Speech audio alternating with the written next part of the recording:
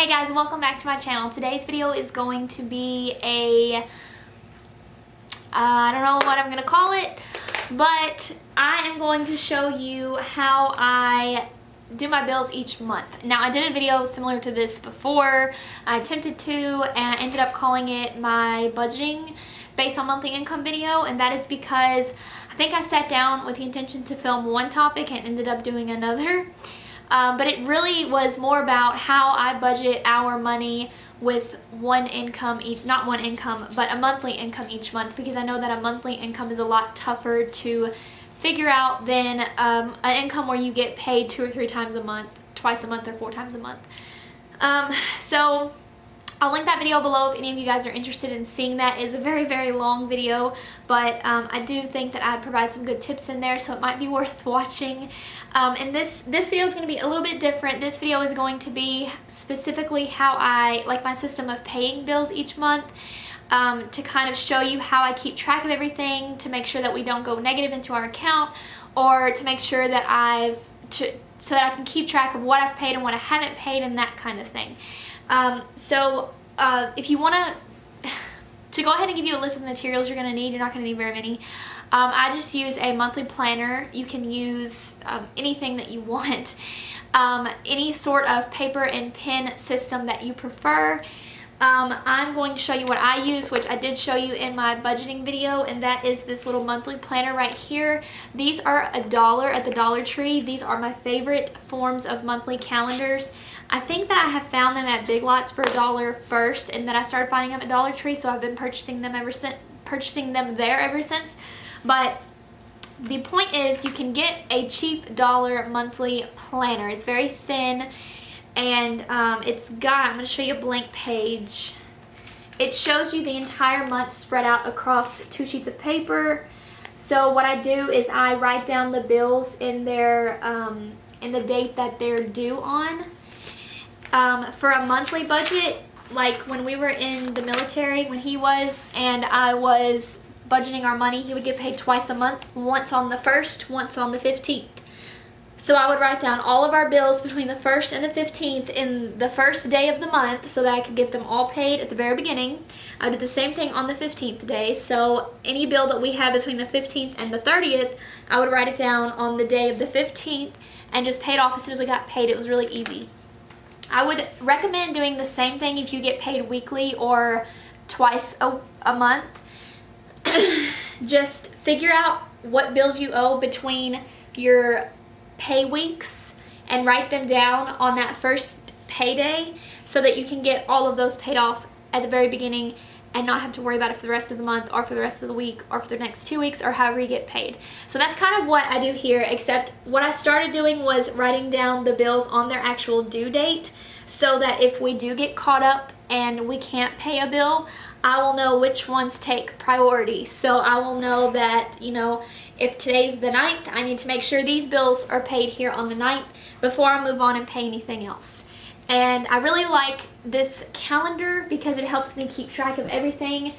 I can write down any notes that I want, which usually only consist of any upcoming payments that we need to be aware of, whether it be a new payment or like just something we need to keep in mind to pay for, like new tires or fixing something on the house or something like that. So that is what I use that column for. On the day previous to the first day of the month, just in this blank space right here, it's not blank because I wrote in it, I will write down what we plan to use for gas, for groceries, for toiletries, for dog food. I separate our water and soda, and for recreation or just spending, however we want to spend money here is how I'll write that down. I don't want this to turn into a 45-minute video, so I'm trying to rush through this, but that's the gist of this. So at the end of each month, I will turn to the new month's page, and I will write down all of our bills, and I will pretty much copy it exactly the same way that I have it here. I will add in anything extra, like if we want to put away $200 for a new set of tires, I'll write that down either over here or over here, and I'll just check mark it if I put it over here, you know that I've taken care of that or whatever. So I will pretty much just copy all of this onto the new month. I'll do this around the end of the month. the last few days of the month, so that when the 1st gets here, I'll have an idea of when I can start paying my bills, because my bills come in as early as the 1st day of the month, as I'm sure everybody's does. So that is this entire book. After that, I take what's on here and I transfer it to my computer. If any of you guys own a computer or any of the newer Windows programs or whatever, like the Windows 7 and up has like the Post-it note program on it. I don't really know where to find it at. I think it was on my desktop when I purchased the computer or something like that, but it was very easy for me to come across.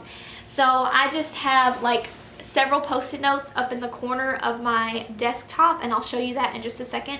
And you can minimize the program, the whole entire program, and the Post-it notes will disappear, or you can leave them up on the desktop. I prefer to leave mine up on the desktop because for a while we were paying off debt and I kind of wanted to keep it up there as a reminder, but it also just serves a really good purpose because it's just always there. Whenever I need to run and look at it, it's just there. I really like that. So I will show you that next. So that is my next step, is I will write down all of my bills in this book, and then I will transfer everything on here to those Post-it notes. And I'm pointing over there because my computer's right there. So let me take you over there. I apologize for the mess that this is going to probably be, but here are my Post-it notes that I was telling you about. I'm going to use this pen to point so that my big hands aren't in your way. This is the far right column, and that is going to list all of my current bills that I'm waiting to be like processed out of my account. In the second section, I just write down my like envelope system, so my gas budget, my grocery budget, my recreation budget, and that kind of thing. At the very bottom, I list my current account number amounts, like amount, whatever. So on this tab here, I just use that for keeping up with debt. So that has our debts listed, numbers 1 through 10, which I did explain to you in my most recent debt video, I believe. It's all credit cards on the very top 7, and that ranges from lowest to highest debt, and then starts in our loan payments, which is our car payments. Underneath that, I have my student loan amount, and then underneath the student loan amount I have a total debt amount, which is 1 through 10 added together. On this Post-it right here, I just have a reminder of what our monthly mortgage income is from our house in Virginia. So I have the rent check of $1147.50 minus the mortgage, and that equals the $374, which is our actual profit each month. I just keep that up there as a reminder so that I can remember the mortgage payment each month to write it down, and so that I can remember the exact profit amount if we decide to use it for anything specific. And then on these right here, I just have my envelope system. So I have one for gas, one for soda, one for toiletries, groceries, and recreation.